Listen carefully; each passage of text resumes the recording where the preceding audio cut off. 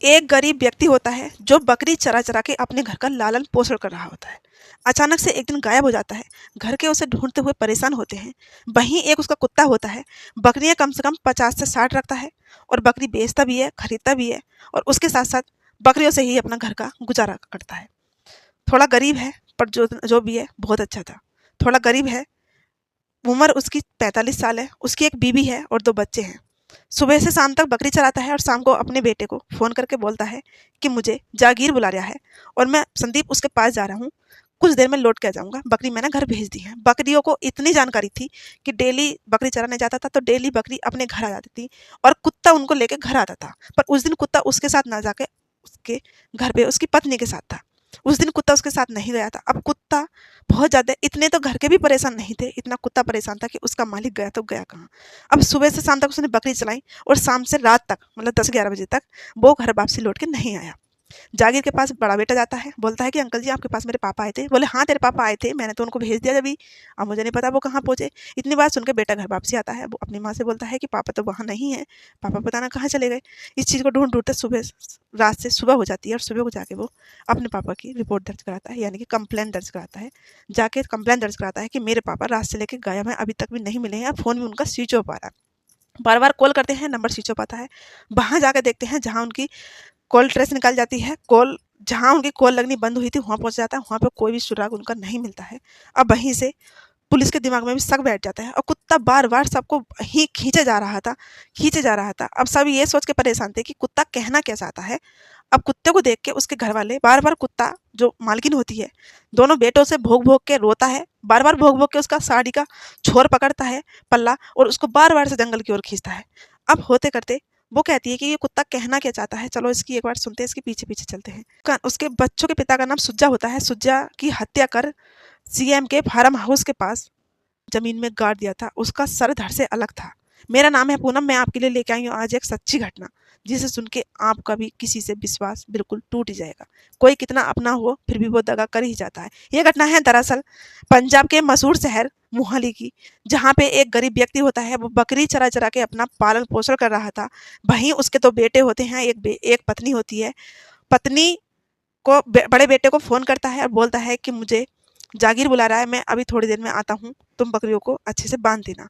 ये सब बोल के वो बेटे को फ़ोन करता है। बेटा रात को 11 बजे तक बाट देता है। उसके बाद जंगल जाता है, जंगल जाके फ़ोन करता है, फ़ोन नहीं लगता है। सुबह को वो कंप्लेंट दर्ज कराता है और पुलिस भी ढूंढने में लग जाती है। बार बार यहीं एक कुत्ता, उसका कुत्ता जो होता है शेरू, वो उसको बार बार जंगल की ओर खींचता रहा था। मालिक को देखने की वजह से वो तड़प रहा था।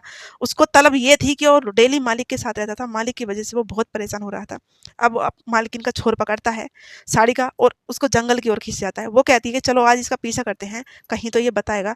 ये घटना है ये घटना है 12 जून सन 2026 की। अब आ जाती है जून से 17 जून आ जाती है। ढूंढते ढूंढते लाश का कहीं पता नहीं चलता है। पुलिस भी परेशान होती है। अब कुत्ता उसको पकड़ के मालकिन को वहां ले जाता है जहाँ सीएम, जो वहाँ का पंजाब का सीएम है, सीएम का फार्म हाउस जो है उसके पास ले जाता है। वहाँ पे जाके वो कम से कम 1 से 1.5 फीट गहरा गड्ढा कुत्ता खोदता है।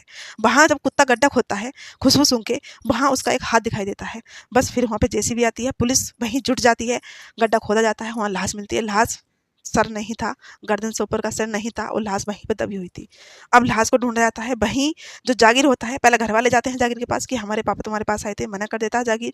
जागीर से कड़ी मेहनत से पुलिस पूछताछ करती है। पुलिस बोलती है कि हम सच भी उबलवाना जानते हैं, या तो आसान तरीके से बता दो, वरना हम अपने तरीके से पूछेंगे कि तुम बताओ कि सुज्जा कहाँ है।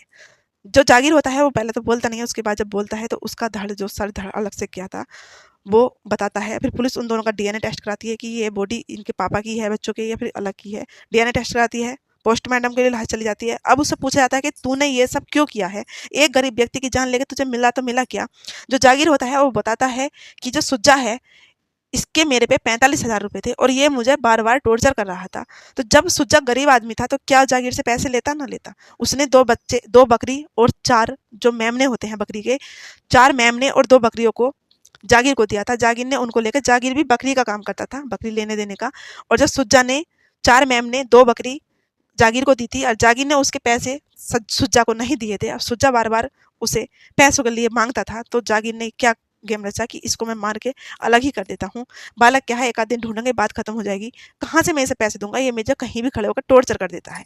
ये इस सब के मारे उसने सुज्जा को पहले फ़ोन करके अपने फार्म हाउस पे बुलाया, बोला कि आजा फार्म हाउस के पास बातें करते हैं। कुछ ड्रिंक वगैरह वगैरह कुछ ना कुछ किसी चीज़ की तलब के ऊपर से उसने उसको बुलाया, बुला के धोखे से एक तलवार ला के रख रखी थी। अचानक से बातें करते-करते उठाई तलवार, इतनी हाई स्पीड पे उसके गले पे मारी, जो गर्दन कट के अलग गिर गई। उसकी चीखने की, चिल्लाने की या कुछ भी आ तक उसके मुँह से नहीं निकल पाई सुज्जा के, और सुज्जा को जागीर ने तुरंत मौके पे मार के वहीं गड्ढा खोद के उसको वहीं दबा दिया, और उसका जो सर था वो कहीं दूर ले जाके दबा दिया, ताकि किसी को पता ना चले।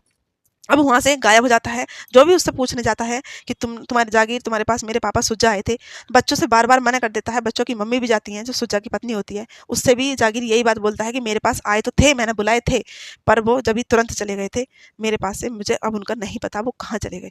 जब तक पुलिस ने एसपी, एडी और पत्रकार सभी वहाँ पे पहुँच जाते हैं, और डीएसपी, जब डीएसपी कार्रवाई करते हैं, अब जो जागीर है उसको उम्र कैद की सजा बोली है। वहाँ के जज हैं, उन्होंने अब उसे, जागीर को उम्र कैद की सजा बोली है। जागीर वहाँ पे रोने लगा। जागीर कहने लगा कि मेरी बीवी है, मेरे तीन चार बच्चे हैं, तीनों चारों के ब्याह हो गए हैं, वो सब अपने अपने काम से बाहर निकल चुके हैं, मेरी बीवी की देखभाली करने के लिए कोई नहीं है। सर मुझे माफ़ कर दो, मुझसे गलती हो गई, और मैं अपनी बीवी की देखभाली करूंगा। मेरी बीवी बूढ़ी होने लगी है, और जो उसकी उम्र थी वो 60-65 साल थी, और जो सुज्जा की उम्र थी वो 40 से 45 साल थी। 60-65 साल के बुढ़े ने 40-45 साल के व्यक्ति की जान ले ली, और अब भीख मांग रहा था अपनी जान की कि मुझे छोड़ दो, मुझे बख्श दो, आज के बाद ऐसा कभी नहीं होगा। पर जाने वाला तो दुनिया से चला गया। पर जो वहाँ के जज हैं, उन्होंने उसकी एक ना सुनते हुए उसको 1 लाख रुपए जुर्माना, 1 लाख रुपए देने हैं उसको, जो सुज्जा की पत्नी है, जो मर गए हैं सुज्जा, सुज्जा की पत्नी को 1 लाख रुपए जुर्माना, और उसको उम्र कैद की सजा बोल दी गई है। थैंक यू ये सब करने के लिए। ऐसी ऐसी घटना सुन के पहले तो दिल बहुत दुख होता है, दोबारा ऊपर से जब तुरंत किसी को सजा मिल जाती है ना, तो कुछ तो राहत मिलती है ना दिल को। बताओ, एक गरीब व्यक्ति की जान लेके उसको क्या मिल गया? ओनली 40-45 हज़ार रुपए के पीछे उसने उसकी जान ले ली। क्या अब 1 लाख रुपया ना देगा? क्या वो उस जेल की सलाखों के पीछे रहेगा कि ना रहेगा?